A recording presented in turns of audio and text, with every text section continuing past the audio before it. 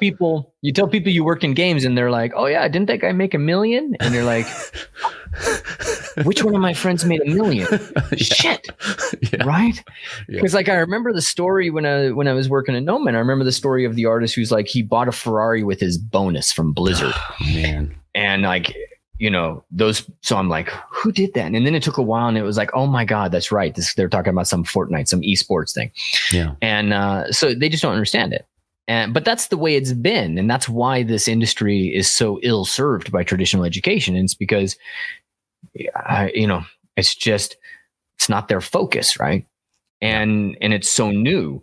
So I would say, and the reason, I saw some of this stuff coming up. I'd been training students for 9 years now. I saw that when I did, like, for example, when we built UArtsy, and we built it as like a class warehouse. And, the goal was to build this out and offer a whole bunch of classes and give people a whole bunch of room to grow that would beat traditional education. And what I discovered was 50% of the people or more don't show up for classes. Mm-hmm. They just buy it. Mm-hmm. And that got under my skin. And, because it wasn't about building a business that made revenue and, that's not, I didn't get into business for that. Again, I was an accidental entrepreneur. I got into it for a mission. I wanted to make a difference.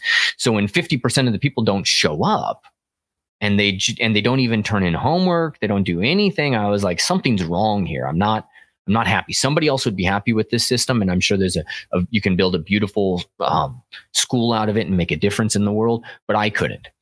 And so we shut that down, and we looked for what the next path was. And the basic question I was trying to answer was, what's gonna help somebody get a job, keep a job, and enjoy the job for an extended period of time. And what we landed on is kind of a simple framework, which is what we use in the boot camps. It's what I train by religiously today. And that's that number one, we have to remember that what we're doing is you're training for a job. There's somebody out there who wants to pay you. They don't need to. They want to pay you money to do this job. They want to intentionally, purposefully give you money so that you can survive, do something you love, and they want to do that. Why do they want to do that? They want to do that because somebody's going to pay them money to achieve something through a product or something like that, and they figured out how to make, this stuff work. It's a job.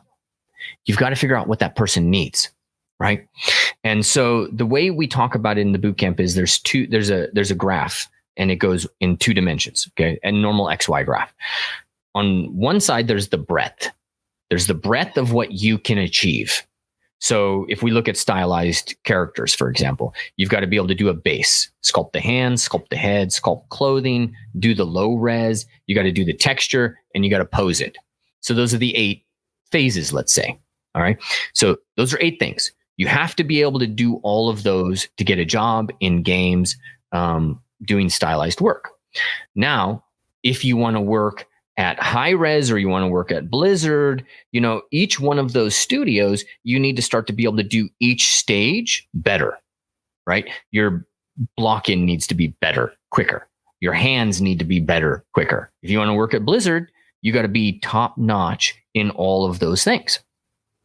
If you want to sculpt in miniatures, you actually only need to know 6 of those things. You only need to know block-in, hands, head, clothing, and really that's it. You got to know 4, let's say.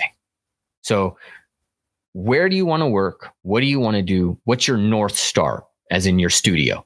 So that's what I always ask people to do. Find out who your North Star is, because that's going to reverse engineer everything. And everybody always says, I want to work at Naughty Dog.